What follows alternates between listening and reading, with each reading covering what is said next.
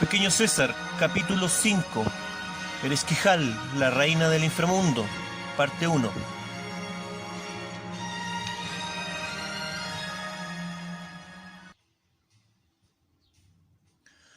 Por la mañana llegamos a un sitio rocoso al borde del Genesaret. Simón nos guiaba, pero no quiso avanzar más. La razón era que el lugar se trataba de una enorme necrópolis judía que ocupaban familias de toda la región. Simón entonces no podía ingresar por temor a contaminarse. Por la misma razón le había sugerido el lugar a Baltasar, ya que los judíos no se atreverían a inspeccionar allí. Muchos años después, el hijo de Herodes, Herodes Antipas, fundó allí una ciudad para albergar a las crecientes comunidades de gentiles que había en Galilea. La nombró Tiberíades, en honor al heredero de Octavio. Esta profanación obviamente desató la furia de los judíos, pero Herodes Antipas era igual de blasfemo y despiadado que su padre, y defendió por la fuerza su impío proyecto. Como muestra del mal engendrado entre ambos, puedo decir que Herodes, el padre de Antipas, trató de eliminar al verdadero maestro cuando éste aún era un infante, pero fue en manos de su esbirro vástago que esto ocurrió, cumpliendo así con los oscuros propósitos de la bestia, el impostor Amón, el destructor de vida, el oculto, el asesino de Dios. Hoy se me vuelve amargo escribir esto. Toda mi vida logré escapar de sus negras y frías manos, solo para llegar a viejo y ver cómo éste destruía a mi ser más amado. Humillado y de rodillas mendigué por su vida a los hombres, ofreciendo la mía a Dios, pero fue inútil. Ahora que escribo esto, todo se ha consumado y no pude evitarlo. El destino del hombre seguirá siendo ciego, ciego hasta el inicio de una nueva era. Pido perdón por estas divagaciones, pero ya soy viejo y la muerte me acecha. Siento que mi aliento no será el suficiente para alcanzar a escribir acerca de los años en que el maestro vivía.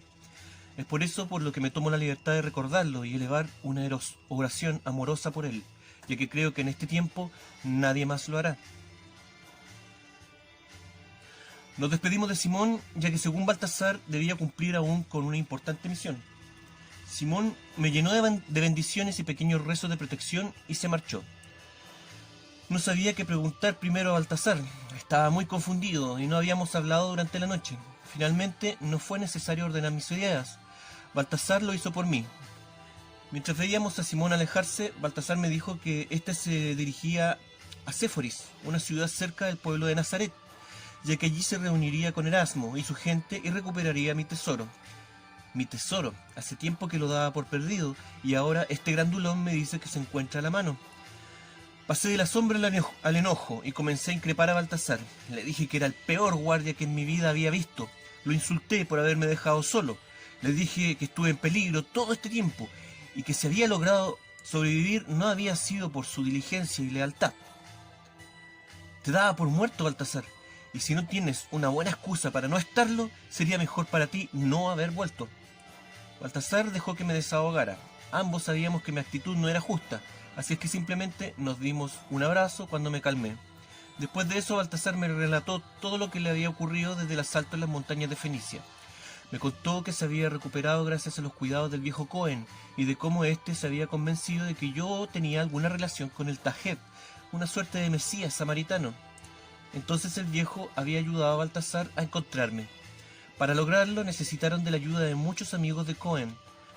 Sabían que yo iba a intentar llegar a Jerusalén, y para hacerlo debía cruzar forzosamente por Samaria, que se encuentra entre Galilea y Judea. Pero antes de eso yo necesitaría encontrar recursos para el viaje, entonces lo más lógico sería que me hubiese dirigido al puerto de Ptolemaida, el único en la zona y donde debería estar esperando Erasmo, si este hubiera obedecido las instrucciones de Baltasar. Entonces ellos se dirigieron a Ptolemaida, pero antes Cohen se dirigió a Séforis, donde conoce algunas familias a las que les encargó que divulgaran el asunto del joven extraviado que ellos andaban buscando. Después, en Ptolemaida, sorprendentemente encontraron a Erasmo y su gente, quienes se la habían arreglado para mantener un sitio libre en el puerto donde atracar el barco. Claro que para lograrlo debieron sobornar a varios funcionarios. Por suerte, estos fueron lo suficientemente corruptos para aceptar el pago y no hacer más preguntas ni dar mayores problemas. Baltasar le indicó a Erasmo todo lo que había ocurrido y le dijo que lo mejor era separarse si es que me querían encontrar. Baltasar iría por tierra hasta Jerusalén, mientras que Erasmo esperaría con el tesoro en Ptolemaida, que hasta ahora había resultado ser un lugar seguro, pero que si se presentaba algún problema debía viajar al sur, hasta un lugar conocido como la Torre de Estratón.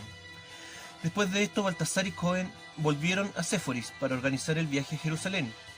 Mientras estaban allí, un día llegó Simón desde Amaán. Dijo que había sido informado del joven que Cohen buscaba y que tenía razones para pensar que se encontraba custodiado por su familia. Cuando Baltasar pidió pruebas de ello, Simón dio mi nombre y mi fecha de nacimiento. Sin duda se trataba de mí. De inmediato se pusieron en marcha hasta el pueblo. Baltasar le pidió a Cohen que se encargara de decirle a Erasmo que me habían encontrado y que nos reuniéramos en Séforis. Todo iba bien hasta que llegaron cerca de Amaán. Allí se percataron que yo estaba prisionero junto a Mariam por parte de unos soldados romanos veteranos. Sin más tiempo para actuar, se creó un plan para lograr un rescate sin necesidad de una confrontación directa. Así surgió la idea de llamar la atención de la mayor cantidad de latinos que se pudiera para así poder luchar solo con los que quedaran. El plan hasta ahora había salido a la perfección, y si todo andaba bien, Simón no tardaría en llegar a Ptolemaida para preparar junto a Erasmo y su gente el transporte del tesoro por tierra hasta nosotros. Quería seguir consultando detalles con Baltasar, pero me dijo que debía descansar. Elegimos una tumba abandonada en el interior de una roca para ocultarme y esperar mientras él conseguía comida. Después que Baltasar se fue, comencé a pensar nuevamente en Mariam. En realidad no estábamos muy lejos de Magdala y de la casa de Acacio. Podría ir a caballo para ver si se encontraba bien y aún tendría tiempo para volver antes del anochecer. Salí de la gruta y monté mi caballo, pero al hacerlo escuché a Baltasar detrás de mí preguntándome hacia dónde me dirigía. El muy cretino se había escondido, adelantándose a mis intenciones. Después de una breve discusión, el barbudo me convenció de que era estúpido exponerme de esa manera y me aseguró que reuniría toda la información que pudiera acerca de la suerte de las señoras. Bajé del caballo y dejé que Baltasar fuera a investigar por mí, pero no me quedé en la gruta como él quería. En cambio, me dediqué a recorrer el lugar. La necrópolis era enorme. Muchas de las tumbas aprovechaban grutas naturales, otras habían sido esculpidas dentro de la roca. Sus entradas eran muy angostas e incómodas. Algunas tenían barrotes de acero en sus pequeñas entradas, otras más grandes estaban selladas con grandes rocas. Todas estas tumbas parecían pertenecer a familias adineradas. En otro sitio había una gran ladera rocosa con una multitud de tumbas individuales talladas en ella. Las que ya habían sido ocupadas estaban rellenas con centenares de pequeñas piedras. Otras estaban vacías y se asemejaban a los sarcófagos que usábamos en Egipto. No resistí la tentación y me recosté en una de ellas. Me puse a observar el cielo. Todo estaba muy calmo, solo se escuchaba el ruido de pájaros y pequeños insectos. La tibieza de la mañana iba en aumento y el cansancio finalmente me venció. Me dormí en aquella tumba, absolutamente despreocupado de que alguien llegara. Un doloroso golpe en la pierna me despertó. Por suerte era Baltasar, que me había dado un azote con una vara. Me reprochó y me advirtió que debía ser más cuidadoso si quería descansar al descubierto. Le dije que se calmara, ya que los muertos me protegían. Fuimos a un sitio oculto y protegido dentro de la misma necrópolis. Llevamos los caballos y mientras avanzamos me doy cuenta de que la montura del suyo cuelga el arco parto de Próculo. Se lo indico y lo felicito por el robo. Es una espléndida arma, le digo, y le pido que me cuente cómo se la arrebató. Me cuenta que cuando ingresaron a la propiedad de Simón, a simple vista solo se distinguía el guardia que nos custodiaba a Mariam y a mí. Para asegurarse, Baltasar hizo avanzar a Simón y se quedó a cierta distancia esperando. Entre los dos apareció la figura de Próculo, preparándose para usar su arco en contra del pobre samaritano. Entonces Baltasar le arrojó una piedra que acertó en la nuca del romano, lanzándolo al piso de inmediato. Entonces aprovechó de reducirlo y quitarle el arco. Mientras nos instalábamos y preparábamos nuestra merienda, le relaté la historia del arma y le dije que debíamos probarla apenas pudiéramos. Luego le pedí que me dijera las noticias que había recolectado. Me indicó que había ido a Magdala a conseguir comida, pero que nadie había escuchado de algún hecho violento la noche anterior. Lo que sí se sabía era que una caravana con guardias de Herodes había partido temprano en la mañana rumbo a Jerusalén. Puede estar tranquilo, señor, nadie lo mencionó. Además, las señoras deben estar bien, de otro modo ya se sabría algo de ellas. Sentí pena por Mariam, obligada a seguirle el juego a su madre. Solo espero que ésta no la involucre en ninguna actividad contra Herodes, sobre todo ahora que éste es más peligroso que nunca y cuenta con el favor de Octavio. La tarde empieza a caer. Mientras merendamos, le pregunto a Baltasar cuál es el plan que cree debemos seguir. Baltasar me dice que es inútil hablar de un plan si mi mente y mi corazón están ahora en este país. El resto de la tarde Baltasar se preocupó de instalar un refugio para pernoctar. Luego encendió una fogata y se sentó a fabricar flechas para su nuevo arco. Yo salí a recorrer. Esta vez le indiqué a Baltasar en dónde iba a estar, y este me sugirió que si iba a meditar, no tomara ninguna decisión a la luz de la luna. Después de esta extraña advertencia, caminé en dirección al lago de Galilea. La oscuridad lo cubría todo, pero pese a estar en un enorme cementerio, no sentí ningún temor. De hecho, el lugar me dio la tranquilidad y la paz para pensar en todo lo que había vivido hasta ahora. Me senté a orillas del Genesaret y me di cuenta de que mi voluntad estaba dividida. Por un lado quería iniciar una aventura de conquistador y destruir a Herodes, vengar de algún modo a mi familia, salvar a Mariam y a los suyos e instalarme como rey de alguna de estas regiones hebreas. Entonces me percaté que lo único que estaba buscando era reemplazar todo lo que había perdido por una copia más pequeña de mi familia, trono, poder y fama, todo con tal de compensar mi sensación de pérdida. Si lo intentaba de alguna manera lo podía conseguir, podía provocar una guerra de guerrillas contra Herodes, desgastarlo políticamente, buscar alianzas con los árabes, reunir las fuerzas leales a mi padrino y usarlo para cortar las rutas comerciales con Egipto. Todo eso se podía hacer, pero estaría actuando de manera egoísta, dándole vuelta a la espalda a mis hermanos. Si ellos aún viven, dependen de mí para que los rescate. ¿Y yo qué hago? Pierdo el tiempo en sueños de pequeños reinos. Ellos me necesitan y sea lo que sea, debo tener esa meta como objetivo. Debo asegurarme de que ellos siguen vivos. Lancé una piedra al lago y noté por un pequeño reflejo que la luna había salido a mi espalda. Me di vuelta y me percaté de que aún no asomaba del todo. Recordé lo que me había dicho Baltasar y me alegré ya que había tomado mi decisión antes que la luna me observara. Tomé el camino de vuelta al campamento, seguro de lo que le iba a pedir a mi protector. Al otro día Baltasar me dijo que debíamos procurarnos nuestra comida, ya que quería evitar tener que volver a dejarme solo para ir a Magdala. Me llevó de vuelta al lago, donde me proporcionó una alianza con un anzuelo hecho por él, en el cual colocó un poco de masa de tortilla y me dejó para que, según él, yo pescara algo. Mientras, él fue a merodear para ver si conseguía algún animal para cocinar. Me concentré en mi tarea, pero no obtuve buenos resultados, a pesar de todos los métodos que probé. Cambié la masa de tortilla por pequeños pedacitos de pescado, para luego volver a la masa de tortilla. Agitaba la lienza, la dejaba quieta, le amarré una piedra para lanzarla más lejos, también probé amarrándole trocitos de madera para que el anzuelo no se fuera a fondo. Finalmente me di por vencido y terminé comiéndome el resto de tortilla y pescado que me quedaban, los que compartí con un gato salvaje que me miraba desde cierta distancia. El animalito era bastante simpático.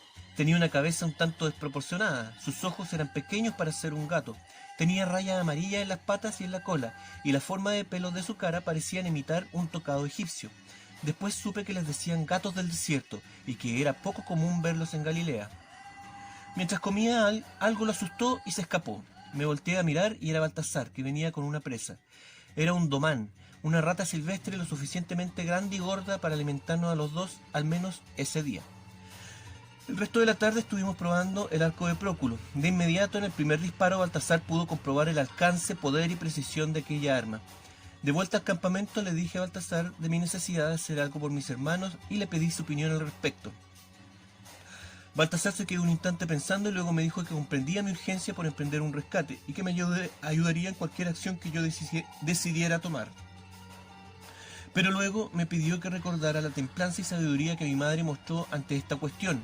Me recordó que nadie más que ella amaba a sus hijos, pero sin embargo su objetivo jamás había sido pedirme que yo me hiciera cargo de mis hermanos. ¿Quieres simplemente que me olvide de ellos?, le dije.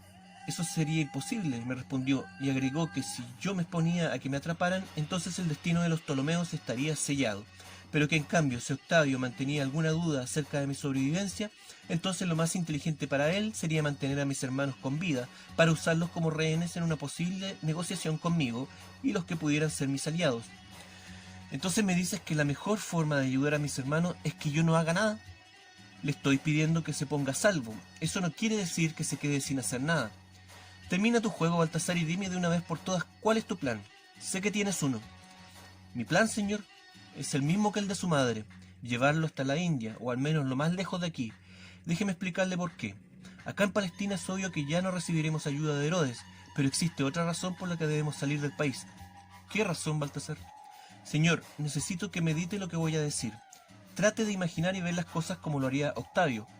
Muy bien, lo intentaré. Señor, ¿por qué cree que Octavio no solo le perdonó la vida a Herodes, sino que además ahora le ofrece toda su ayuda y protección? Todo esto a pesar de que Herodes fue en cierto modo un leal amigo de su padrino, Marco Antonio, enemigo de Octavio. Bueno, para mí Octavio está pagando a Herodes su traición a mi familia. Eso puede ser cierto, pero hay un motivo más práctico escondido tras de esto. Por lo que he oído, el mismo Herodes se sorprendió de la actitud de Octavio hacia él. Muchas personas creían que Herodes no volvería con vida de su entrevista con Octavio. Ve al grano, Baltasar, dime de una vez por qué piensas que Octavio favorece a Herodes. Por una razón muy simple, señor. Octavio piensa fijar el límite de su imperio justo aquí, en Palestina, y Herodes se convertiría en el celador de esta puerta. Es obvio que Octavio no cometerá el mismo error que tuvo Craso o su padrino Marco Antonio. A diferencia de ellos, él no menosprecia el poder del imperio parto y no se arriesgará a perder una guerra contra ellos, despreciando recursos y desprestigiando su imagen, para que otro vaya y se aproveche de ello, como lo hizo él contra su padrino, cuando fue vergonzosamente rechazado de Partia, arrastrando lamentablemente a su familia hacia la desgracia. ¿Me quieres decir que Antonio es el culpable de todo lo que ha pasado? Baltasar quiso contestar, pero lo interrumpí. Está bien, Baltasar, entendí tu punto. ¿Pero qué tiene que ver esto con convencerme de viajar a la India? No sigas divagando y explícate de una vez. Baltasar volvió a ordenar sus ideas y luego me dijo: el asunto, señor, es que estamos justo en el límite de la influencia de Octavio. Cruzando el gran lago que tenemos frente a nosotros, Roma deja de existir. Cruzando el mar de Galilea, usted será inalcanzable para Octavio. Eso sí, debemos viajar por tierra, ya que hacerlo por barco implica retroceder prácticamente hasta la misma Alejandría, y deberá prepararse, ya que al hacer el viaje por tierra deberemos cruzar todo el imperio parto hasta más allá de la satrapía de Bactria. Espera, Baltasar. Me dices que la mejor forma de ponerme a salvo es hacer un viaje por los peores desiertos del mundo, atravesando todo el territorio parto, que te recuerdo, son enemigos jurados de mi familia. Y de los romanos, señor, no lo olvide. No te entiendo. Lo que quiero decir es que lo que aparentemente parece una situación en su contra puede convertirse en una oportunidad de volver a sus antiguos enemigos en una causa común contra Roma. ¿Dónde más que en Partia usted puede encontrar la fuerza suficiente como para enfrentar a Octavio y obligarlo a negociar? Eso si logramos convencer a alguno de sus líderes para que nos sigan. Lo harán, señor. Su odio en común hacia Herodes y los romanos les dará un punto de acercamiento hacia ellos. Eso y la promesa de traer riquezas desde la India, lo que despertará su ambición y el deseo de colaborar con usted. ¿Riquezas de la India? ¿Qué clase de riquezas? Verá, el motivo de que su madre quisiera enviarlo a la ciudad de Golconda, en la India, es porque está fuertemente protegida, ya que es la capital de lo que se conoce como el Valle de los Diamantes. De hecho, de allí provienen las joyas que adornan las paredes y las puertas del Palacio de Alejandría. Podemos mencionarle esto a los partos y dejar que la codicia siga su rumbo. Además, no tenemos muchas otras oportunidades. Baltasar me miró ansioso, esperando una respuesta. Aparte de lo que ya me has dicho, ¿existe algún otro riesgo que yo deba conocer? Bueno, si emprendemos el viaje deberíamos evitar poner los pies en Armenia, ya que Artaxes, su rey, siente una gran sed de venganza hacia su familia después de que su madre ordenara decapitar al padre de este. Pero creo que nada le daría más placer que tenerlo a usted entre sus manos. Pero si logramos evitar sus territorios, estaremos bien. Él jamás se atreverá a iniciar una acción dentro del país de los partos. Les teme demasiado. Eso, si es que no son los propios partos los que me entreguen a él. Baltasar quiso contestar, pero no lo dejé. Le dije que no habláramos más del tema. Si no nos arriesgamos, nada obtendremos. El buen destino es un regalo de los dioses, pero antes de recibirlo debes escoger comer entre dos frutas. Una te mata y la otra te da la fortuna. Si no te expones a arriesgarte, jamás alcanzarás la gloria.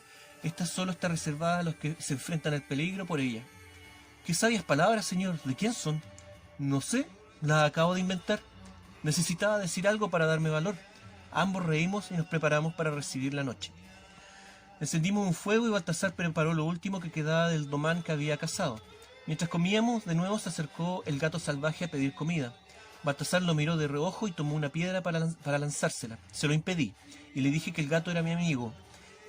Era como yo pidiendo ayuda de gente que lo podía matar. Dejemos que se vaya y encuentre su camino. Tal vez sea una señal de los dioses.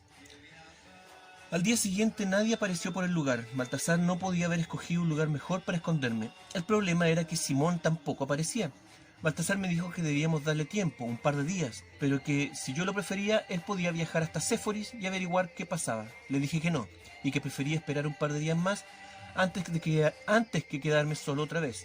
Aún así, Baltasar se arriesgó a ir a Amán para recabar información de lo que pasaba con Simón y qué novedades había acerca de Mariam y su madre.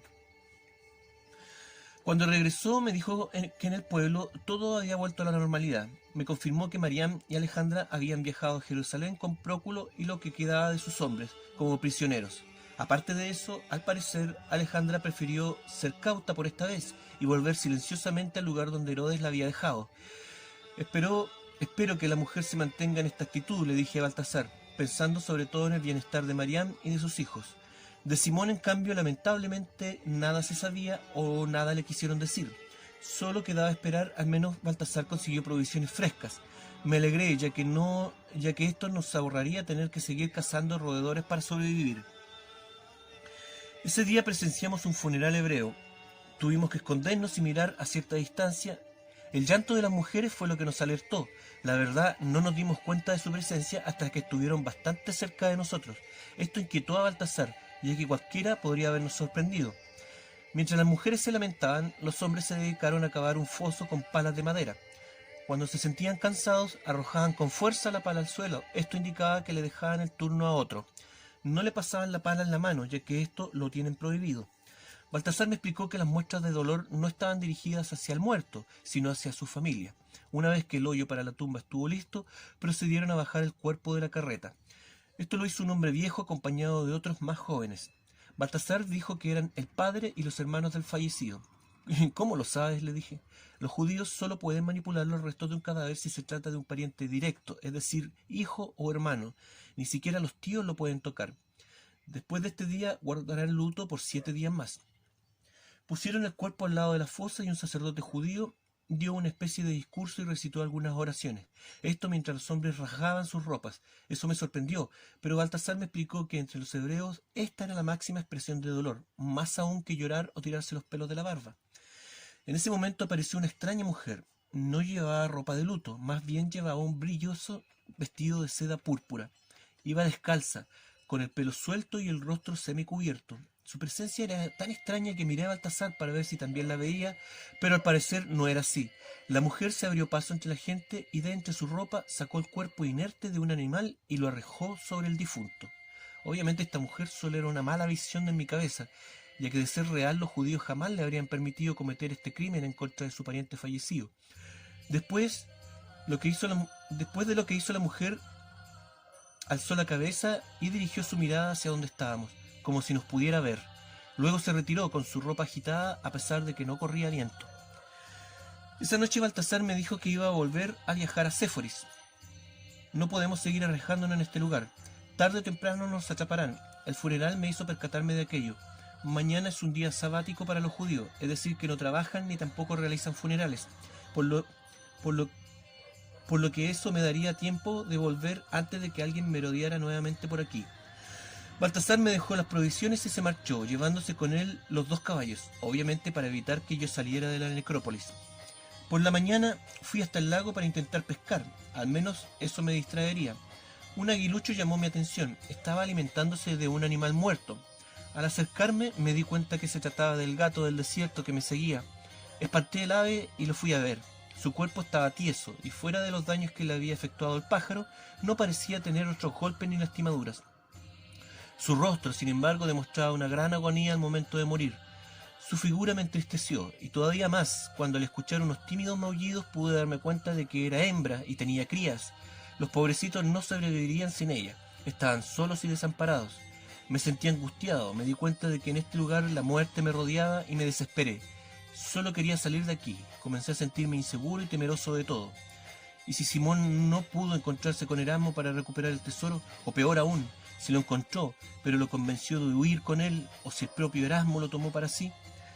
También comencé a tener dudas de la idea de Baltasar. Aunque todo anduviera bien y este volviera con Erasmo y su gente, ¿cómo lograríamos sobrevivir cargando un tesoro a través de todo un imperio de bandidos? Mi futuro era menos que incierto. Lo más seguro es que terminaré como el pobre gato salvaje y mis hermanos abandonados como sus crías. Volví al refugio, pero antes de llegar oí voces que me llamaban. Por un momento pensé que era mi imaginación, pero luego me percaté que eran voces reales, distantes y distorsionadas por los ecos que crean las piedras. Me di cuenta de que provenían de la entrada de la necrópolis y me dirigí con cuidado hacia allá. Me agazapé en medio de unas rocas y pude ver a un viejo y un par de hombres que gritaban mi nombre. Parecían samaritanos. Detrás de ellos Entre el pastizal seco había más gente, pero no lograba distinguirlos. Podía ser una caravana o una milicia, tal vez soldados de Herodes. Una persona de este grupo se adelantó y se dirigió hacia los samaritanos. Lo observé siguiendo su recorrido. Por un momento pensé que podía ser Erasmo, pero no estaba seguro. Pronto se unió a ellos en la tarea de llamarme. No fue hasta que gritó su nombre que me di cuenta de que era él, era Erasmo. ¿Pero dónde estaba Baltasar? Este había partido con tanta prisa que no nos pusimos de acuerdo para una situación así. Estudié nuevamente a la gente que estaba atrás. No distinguía sus rostros, pero algo era seguro. No eran soldados de Herodes. Traían algo de carga, pero era muy poca como para tratarse de mi tesoro. Además la llevaban en carretas, algo muy poco práctico para emprender un largo viaje. La situación no me daba seguridad, pero me encontraba solo y sin opción, no podía hacer nada, así es que simplemente trepé a una roca para que me vieran. Cuando se dieron cuenta de mi presencia, de inmediato me hicieron gestos para que fuera con ellos. Obviamente los samaritanos no iban a ingresar al cementerio. Me reuní con ellos. Erasmo me recibió con alegría y me presentó al viejo samaritano que estaba con él. Se trataba de Cohen, el hombre que había salvado a Baltasar. Le agradecí su generosidad, pero este no pareció estar muy contento conmigo. Algo en mí lo confundía. Entonces recordé que Baltasar me había dicho que Cohen solo estaba interesado en mí por mi posible nexo con su Mesías, el Tajeb. Cuando quise tocarlo, este retrocedió y comprendí que el viejo no quería contaminarse, ya que yo venía saliendo de un cementerio. Tratando de anticiparme a lo que pensaba, le dije que en Alejandría, mi ciudad, yo era considerado hijo de los dioses, y aunque estos no se relacionaban con el suyo, de lo que sí podía estar seguro era que yo estaba en deuda con él, por lo que había hecho por mi amigo, y que si eso era una expresión de amor de su Dios, entonces yo me sentía muy unido a su fe. Creo que mis palabras no lograron tranquilizar al viejo, ya que éste no dijo nada. Solo me miró, casi inexpresivo e intrigante. Después de un rato sonrió un poco y dijo: No, tú no eres el Mesías. Eso es imposible, porque él nacerá dentro de los de mi pueblo. Pero sí estoy seguro de que tú lo conocerás y serás su protector. Eso lo supe desde que pregunté por ti en las estrellas. No me agradezcas por lo que he hecho, ya que yo te agradezco a ti por lo que harás. Baltasar tenía razón. La fuerza de Dios se ve en tus ojos. Mantén esa fuerza contigo, la necesitarás. El camino que estás por emprender será difícil por motivos y fuerzas distintas a las que crees. Los demonios que te siguen querrán hacerte dudar y caer, pero debes tener la certeza de que no te pueden tocar. Su poder es el engaño y con él intentarán torcer tu camino. No los escuches, sigue adelante y encontrarás la paz. Ese es el verdadero rostro de Dios, armonía y paz para ti. Luego el viejo me llenó de rezos de protección, al igual que lo había hecho Simón. Lo escuché por un rato, pero luego lo interrumpí, ya que tenía que interrogar a Erasmo acerca de lo que había pasado, del porqué de su retraso y por qué Baltasar no venía con ellos. Me respondió que su demora fue producto de los preparativos que tuvieron que hacer para sacar el tesoro desde el puerto de Ptolemaida sin levantar sospechas. Entre otras cosas, tuvimos que contratar los servicios de una caravana de hombres del velo para poder transportarlo. Luego de varios contratiempos, pudieron emprender el viaje guiados por Simón, quien por suerte llegó hasta la misma Ptolemaida para buscarlos. En Séforis decidimos avanzar hasta la misma Amaán, el pueblo de Simón, por considerarlo más seguro. Allí nos encontramos con Baltasar, quien nos encargó que viniéramos en su encuentro y lo ayudáramos a cruzar el Genesaret. Él, en cambio, lo rodeará junto a la caravana, ya que es imposible subir todos los camellos de los hombres del velo en una sola embarcación. Entiendo, le dije a Erasmo, aliviado, porque todo lo que me había dicho me resultaba creíble. Entonces le pregunté, ¿cómo evitarían que los hombres del velo no huyeran con el tesoro? Me parece que es una tentación demasiado grande para ellos. No se preocupe por eso, me dijo Erasmo. Antes de volver a encontrarnos con Baltasar en Ptolemaida, tuvimos que lidiar con el problema de esconder el tesoro para que los inspectores del puerto no lo hallaran. Créame, los hombres del velo tampoco lo harán, ni siquiera se imaginan lo que transportan. ¿Y cómo lograron eso?, le pregunté. Eso se lo mostraré más tarde. Otra cosa, Erasmo, dijiste que me ayudarías a cruzar el Genesaret, pero a menos que lo hagamos nadando, no encuentro la forma en que lo logremos. Creo que sería muy peligroso tener que recurrir a los pescadores de la zona para que nos ayuden. No se preocupe por encontrar una embarcación para cruzar, porque hemos traído la suya, dijo Erasmo, y orgulloso apuntó a las carretas que venían hacia nosotros. Liderando el grupo venía Simón, quien con una gran sonrisa me saludaba. Entonces, ¿así es como lo trajeron? Así es, señor. Para la noche ya lo tendremos ensamblado y listo para cruzar el lago protegidos por las penumbras nocturnas. Me alegré y felicité a Erasmo. A mí se me había olvidado de que el barco en el que habíamos llegado era un carguero de Alejandría, de esos que se arman y desarman fácilmente para poder cruzar con ellos por el puerto desde el lago Mariotis hasta el mar. Luego de esto, Cohen, quien no había parado de rezar, se despidió de mí junto a Simón y su gente, pero no sin antes llenarme de parabienes y la confesión del viejo de que ahora podía descansar tranquilamente sus huesos, sabiendo que el camino del Tajeb estaba siendo preparado. Durante la tarde los hombres de Erasmo se dedicaron exclusivamente a la tarea de ensamblar y poner a flote el barco, tarea que realizaron bajo bastante presión, ya que no querían terminar después de que amaneciera. Un barco de este tamaño llamaría de inmediato la atención en los alrededores. Yo pensaba que no lo lograrían, pero lo hicieron. Después comenzó la faena de cargarlo. Entonces Erasmo me mostró cómo habían ocultado el tesoro. Lo hicieron colocándolo en grandes ánforas selladas que se supone transportan pescado en conserva. Incluso si alguien rompe la parte superior de alguna de estas para abrirla, encontrará pescado salado, ya que la ánfora está dividida en su interior y solo la parte inferior tiene objetos de valor. Nosotros trajimos menos de la mitad del tesoro, el resto lo traerá Baltasar, me dijo. Erasmo me había vuelto a sorprender, tanto por su astucia como por su lealtad. De seguro debo encontrar la forma de recompensar a este hombre y creo que tengo una buena idea para ello. Al llegar al final de la faena me encontraba malhumorado. No habíamos comido nada en todo el día, así es que le pedí a Erasmo que antes de embarcarnos debíamos cenar de buena manera. A Erasmo, al juzgar por su rostro, no le gustó la idea, pero de igual manera obedeció y no iniciamos el viaje sino hasta después de satisfacernos con pescado, queso y vino. Dejamos en tierra los animales que tiraban de las carretas. Si íbamos a esperar la llegada de Baltasar junto con la caravana de hombres azules, ya no nos eran de utilidad. La noche y la luna guiaron nuestra salida de Galilea. Mientras el barco avanzaba lentamente, me despedí en silencio de toda la gente y los lugares que había conocido desde Fenicia. Hasta aquí, sobre todo la delicada e inteligente Mariam, última reina de los asmoneos. Mirando el reflejo del cielo nocturno en el agua, rogué a los dioses por su protección y volví a prometer que algún día volvería para liberarla del tirano y hereje rey Herodes. Sí. Me dijeron que me voy a morir. Escuché que me voy a morir. Y tengo cosas que decidir. Porque escuché que me voy a morir. Han ofrecido agencias de viaje, alternativas de reciclaje, de posterior destinación. Pero no viene el caso en esta canción. Paz y infierno tengo bagaje, a donde sea que yo me baje. Ahora quisiera una buena comunión, alguna clase de celebración. Y que me voy a morir, que me voy a morir, que me voy a morir. Dicen que me tengo que morir. Y sí, yo quiero que me vayan a despedir. Quiero que cada uno salga